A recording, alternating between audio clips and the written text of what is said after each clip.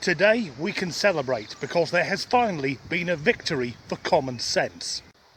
We now live in strange times with the social justice warriors and the snowflakes and the people of 1,000 different genders.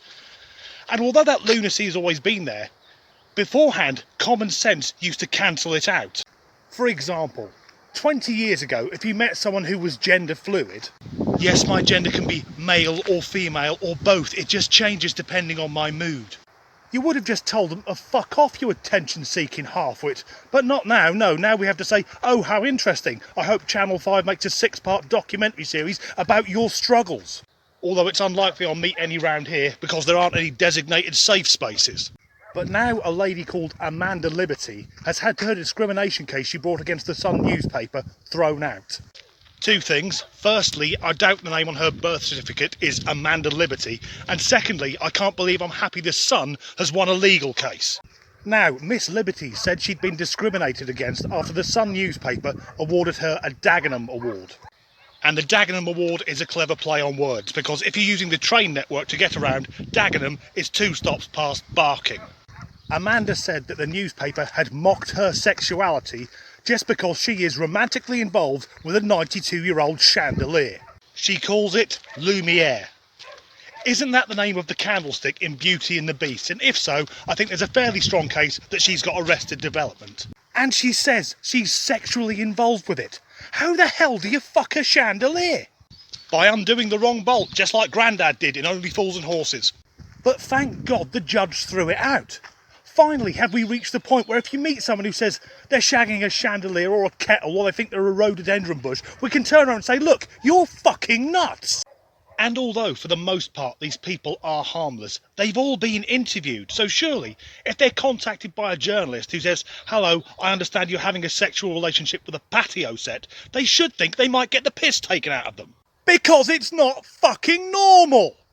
Although in saying that, I'm sure there can be misunderstandings. For example, a mate of mine from London went to buy a footstool or a poufet.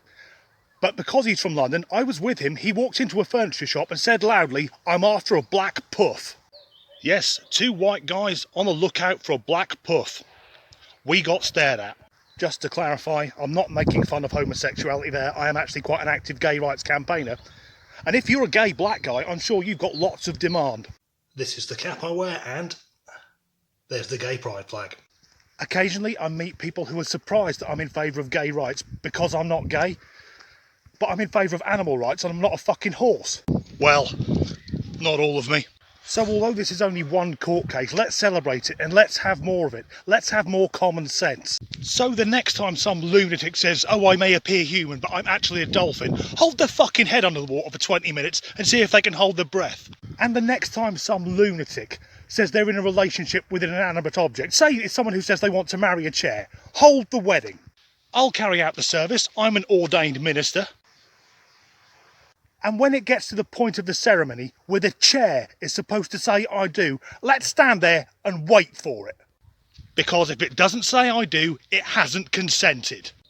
Because surely, if the chair doesn't consent to get married, it's never consented to sex either. That person is a rapist! Hashtag justice for the DFS wingback recliner.